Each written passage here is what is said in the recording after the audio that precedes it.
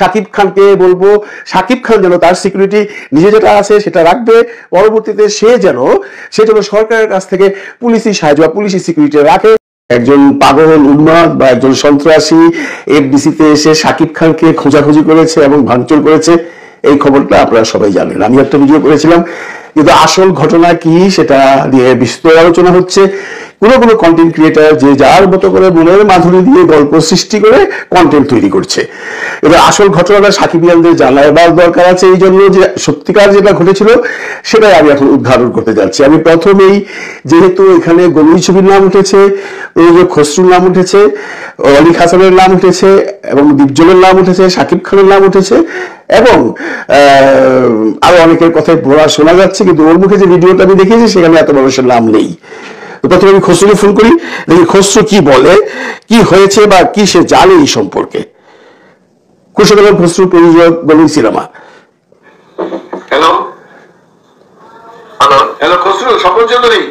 সপ্তাহবেলা একটা শুনলাম, দেখলাম বাংলাদেশ প্রতিদিন, তারপর তোমার একটা কি পত্রিকা দেখলাম, তারপরে তোমার ওই চ্যানেল 24 দেখলাম এফডিসিতে গতকালকে একটা দুর্ঘটনা ঘটছে, শনিবার দিন। তো এখানে তোমার নামটা আসছে, যেহেতু তোমার নাম আসছে তাই আমি তোমাকে ফোন করলাম। তুমি কি ঘটনার সম্পর্কে কি জানো?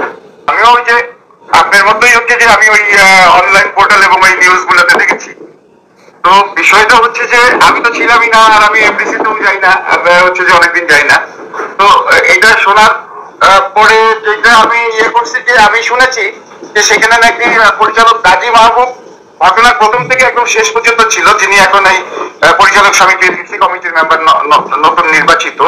তো আমি আসলে কিছুই জানি না এই ঘটনার কি হয়েছে না হয়েছে। আসলে মানে আমিও এরকম দেখে নিজের বিষয়টা নিজেই অবাক পেলাম যে 25টা সিনেমা আমি এই পর্যন্ত প্রডিউস করলাম, কোন একটা সিনেমা 25টা পয়সা কেউ আমার কাছে পাবে না, পয়সার কথা বা কারোর সাথে কোনোদিন খারাপ ব্যবহার করিনি, আমাকে খুঁজবে করবে, এগুলো তো আমি নিজেই তো মানে বুঝতে পারতেছি না। তো গাজী মাহবুব ছিল, স্বপন ভাই এটা হচ্ছে যে গাজী মাহবুব আপনাকে ভালো বলতে পারবো, একদম প্রত্যক্ষদর্শী, প্রথম থেকে শেষ পর্যন্ত ছিল।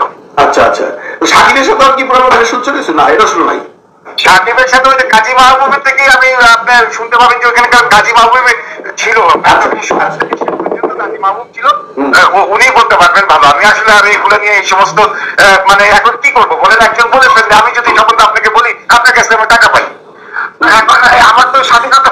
যাক, খসরুর সাথে কথা বলে যেটা বুঝলাম যে খসরু ওখানে ছিল না, খসরু কিছু জানে না এবং খসরু নামটা যে এসছে সেই ব্যাপারে সে ওয়াকিফাল নয়। সে বারবারই বলছিল যে আপনি গাজী মাহবুবের সাথে কথা বলেন, ও ওই জায়গায় ছিল, গাজী মাহবুব আপনাকে আসল খবরটা দিতে পারবে। সেই সুবাদে আমি তারপর গাজী মাহবুবকে কল করলাম এবং গাজী মাহবুবের সান্নিধ্য পেলাম। তাকে জিজ্ঞাসা করার পর সে কি বলে দেখি। আমরা প্রযোজক সমিতিতে বসা ছিলাম, সেখান থেকে আমরা প্রথম শব্দ পাই, বিকট শব্দ আর চিৎকার। সেখান থেকে আমরা বের হই এবং বের হওয়ার পর দেখতেছি গ্লাস ভাঙতেছে এবং নিচের থেকে ভাঙতে ভাঙতে সে দোতলা পর্যন্ত উঠছে। সিকিউরিটির যে গার্ড নাজির নাম, সেও চিৎকার করতেছে। তাকে জিজ্ঞেস করতেছিলাম যে আপনি এখানে গ্লাস ভাঙতেছেন কেন? তখন সে বলতেছে, কথাগুলো খুব ক্লিয়ার বলে যাচ্ছিল না, শাকিব খানকে আমি মারবো, শাকিব খানকে ধরবো, শাকিব খানকে খুঁজছি। আমরা এইটুকু শুনছি, তারপরে আর শব্দ শুনি না, আরো ভাঙচুর পরে ভিতরে গেলাম, সে তার উঠালো, ভয় দেখানো বের হয়ে গেল। আর ওদিকটা সিকিউরিটি দারোয়ানে গেছে পুলিশকে ফোন করতে, আর 7 নম্বর ফ্লোর থেকে বের হয়েছে লোকজন, সেখানে প্রিন্স নামে গার্ড আছে, সেও ফোন করছে পুলিশকে, সম্ভবত 999 করছে। আর এদিকে অলরেডি সে ভাঙতে ভাঙতে উপরে চলে গেছে 4তলা 5তলা। ওখানে সমস্ত গ্লাস ভাঙার পর প্রায় 20-25 মিনিট পর্যন্ত সে ভাঙচুর করছে। এখন আতঙ্ক সৃষ্টি করছে, ভয়াবহ আতঙ্ক, সমস্ত লোক আতঙ্কিত। সে তাও নিয়ে রক্তাক্ত অবস্থায় বের হয়েছে, তার হাতে রক্ত, পায়ে রক্ত। সে তাও উৎসাহ বলতেছে, খবরদার কেউ আগাবার আমার দিকে, আমি শাকিব খানকে চাই। ও সেখান থেকে এসে এই যে টানেলের সামনে আপনি আর সোহান ভাই যে বসা ছিলেন, আমি যে ছবি তুলছিলাম, হ্যাঁ আপনি আর সোহান ভাই যে জায়গাটা বসা ছিলেন আমি ছবি তুলছিলাম, ঠিক ওই জায়গাটা করছে, পায়ের উপর পা উঠায়া তাওটা নিয়ে নাচাইতেছে আর বলতেছে আমি ঘরের ছবি, ঘরের কাছে টাকা পাই, সাকিবের কাছে টাকা পাই। তো আমি চিৎকার করে জিজ্ঞেস করতেছিলাম তোর থেকে যে তুমি যে ঘরের কাছে টাকা পাও, ঘরের বলতে তো অনেক বড় একটা টিপ, সেখানে 25-26 জনের টিপ,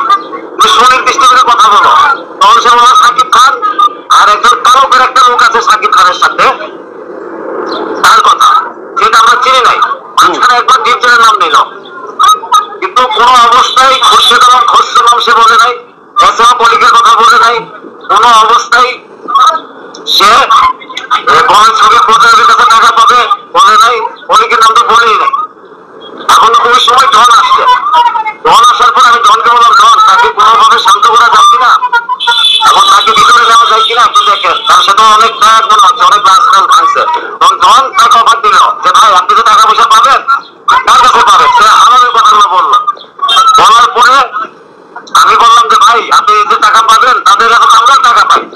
আমরা একটা অভিনয় শুরু করলাম, তার সাথে একটা নাটক বানাইলাম নিজেরা, স্ক্রিপ্ট করলাম নাটকের। তো আমরা টাকা পাই, তাকে আমরা ধরবো, আসেন আপনার টাকা আমাদের লোকজনের টাকা পাবে। আমি আমার পাশে এদের বলতেছিলাম যে তোমার যাও ওদেরকে ধরে নিয়ে আসো, ওনার টাকা আজকে দিতে হবে। এই লোক কিভাবে জানি ধনের কথাই সে উঠে দাঁড়ালে প্রযোজক সমিতি থেকে হাজির থাকবে। কিন্তু আমরা একটু ডিস্টেন্সে থাকবো না, এই কারণে তার হাতে তার আমরা আমার ধরনের একটু ডিস্টেন্সে থাকবো। প্রযোজক সমিতিতে আমরা ঢুকলাম, আমার তাকিরা সবাই বসালাম, এবং বসানোর পর ধন চলে গেছে। আর ধন চলে যাওয়ার পরে তার হাতে রামদা। ওই মুহূর্তে আমার পুলিশ আসছে, পুলিশকে আমি বললাম ভাই আপনারা দরজা একটু আপনারা একটু এদিকে থাকেন, ওর হাতে রামদা আপনারা এখন সামনে যান না, কারণ পুলিশ ড্রেসের প্রতি একটা ঝামেলা আছে এখন। পুলিশ কথাটা শুনছে। আমি তখন তাকে শান্তভাবে জিজ্ঞেস করলাম দণ্ড চলে গেল, আপনি কিসের জন্য করেছেন, কার জন্য করছেন, কার কাছে টাকা পাবেন? বলে আমি বলের কাছে টাকা পাই, বলের সাকিব খানের কাছে টাকা পাই। জামালপুরে শুটিং করছে, জামালপুরে শুটিং করার সময় আমাদের টাকা দেয়, আমার কাজ করেছে, আমার থেকে টাকা নিচ্ছে। তার কথাবার্তার কোনো সুনির্দিষ্টতা ছিল না। এখন দীপজল ভাইয়ের নাম নিচ্ছে, সে দীপজলের কাছে টাকা পাই, কিসের জন্য বললো? একবার মিশা হোটেলের নাম নিচ্ছে, আর কন্টিনিউ করতে থাকলো সাকিব খান সাকিব খান। তুই বলো সে রক্তাক্ত, সেটা রক্তাক্ত মানে যে গ্লাস যে ভাঙছে ওইখান থেকে আইসা সেটা গায়ে লাগছে, সে রক্তাক্ত ছিল। গ্লাস বাজে, হ্যাঁ কিছু গ্লাসে ব্যাগ করে শরীরে পড়ছে, পা কাটছে, হাত কাটছে, পিঠ কাটছে, ঘাড় কাটছে। আচ্ছা গাজীও ঢুকলো কেমন করে? ওই কনস্ট্রাকশনের সাইড দিয়ে ঢুকছে না মেইন গেট দিয়ে ঢুকছে? মেন গেট দিয়ে ঢুকছে। সিকিউরিটিরা ও মেন গেট দিয়ে ঢোকার সময় সিকিউরিটি একজন নাকি আটকাইছিল তারে, কোথায় যাও?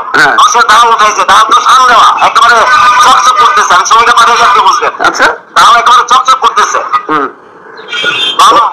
সিকিউরিটি গার্ডরা ভয় পাইছে। আচ্ছা আমি সে ঢুকে গেছে, যখন সে ঢুকে গেছে তখন পিছন দিয়ে আবার সিকিউরিটি আসতেছিল, ওই যে নাজির কি নাম, নাজির চিনছি তারা অফিস বিল্ডিং সামনে পর্যন্ত আসছে। এখন সে হাইতে আসে পারিবারিক গ্লাস ভেঙে ফেলছে। সিকিউরিটি গার্ড যখন কাছে যেতে গেল তখন তাকেও সে দাম উঠাইছে, খুব পারবে।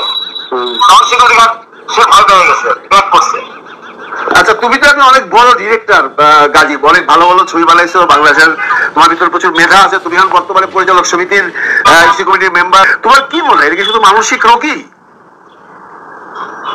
সে কোনো মানসিক রোগী বলে আমার কাছে মনে হয় না। আমার কাছে মনে হয়েছে এটা একটা ষড়যন্ত্রমূলক কোন একটা অভিপ্রায় কারো। আমাদের দেশে মানসিক প্রতিবন্ধী রোগী হয় এরকম প্ল্যান করে একটা ধারালো করে সামনে দিয়ে চকচক করে একটা রামদা নিয়ে ঢুকবে, একের পরে গ্লাস ভাঙবে, আতঙ্ক সৃষ্টি করবে, ধ্বংসযজ্ঞ সৃষ্টি করবে, প্রশ্নই ওঠে না। আমার ধারণা এটা ধরা পড়ে না, আমার সাইকোলজিতে এটা আসে না। এবং সরকারি প্রতিষ্ঠান, একটা সরকারি প্রতিষ্ঠান, এটা এখানকার যে জিনিসপত্র ভাঙচুর ক্ষতিগ্রস্ত করছে সে, এর সঙ্গে তার কি শত্রুতা? এটা করার মধ্যে অন্য কোনো বিষয় কাজ করতে পারে। আজকে যদি কোনো কারণে 2 নম্বর ফ্লোরে রাফির তাণ্ডবে শুটিং থাকতো, সাকিব খান থাকতো, তাহলে কি হতো অবস্থাটা? সে তো ভেরি ভেরি সাকিব খানকে বারবার বলতেছে আমি সাকিব খানকে চাই, সাকিব খানকে মারবো। আর তাকে বোঝাইতেই পারে না সাকিব খানকে তুমি কেন, তোমার কাছে টাকা পাবা তুমি সাকিব খান কাছে তুমি টাকা পাইতে যাওয়া কেন? থ্যাংক ইউ বাবু, ভালো থেকো, দেখা হবে। এরপর আমি আর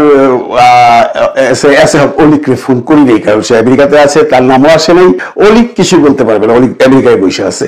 তো বন্ধুরা আমি যে কথাটা বলতে চাচ্ছি, যে সিচুয়েশন এখানে হইলো এটাকে একদম মানে ভুলে গেলে চলবে না। আমাদের রিকোয়েস্ট থাকবে এই মন্ত্রণালয়ের কাছে, তথ্য মন্ত্রণালয়ের মাহফুজ সাহেবের কাছে আপনি এফডিসিতে নিরাপত্তা জোরদার করুন, কারণ 4টে দারোয়ান শুধুমাত্র খালি হাতে বসে থাকে সেখানটায়, এখান দিয়ে যে কোনো মানুষ অবাধে ঢুকতে পারে।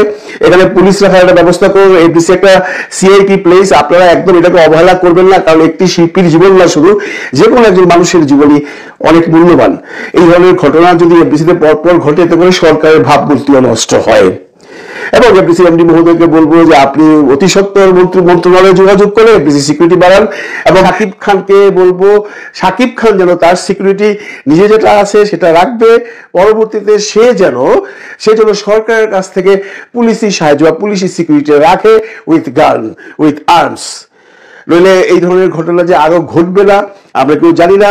তবে এখানে একটা কথা শেষ অবধি বলতেই হবে, এই ছেলেটাকে রিমান্ডে নিয়ে জানতে হবে সে কি আসলে পাগল, না সে যা করেছে কারো প্ররোচনায় করেছে বা কোনো শত্রুতামূলক ভাবে করেছে। এটা সাকিব খান বলে আমরা বলছি, কারণ সাকিব খানের শত্রুর অভাব নেই।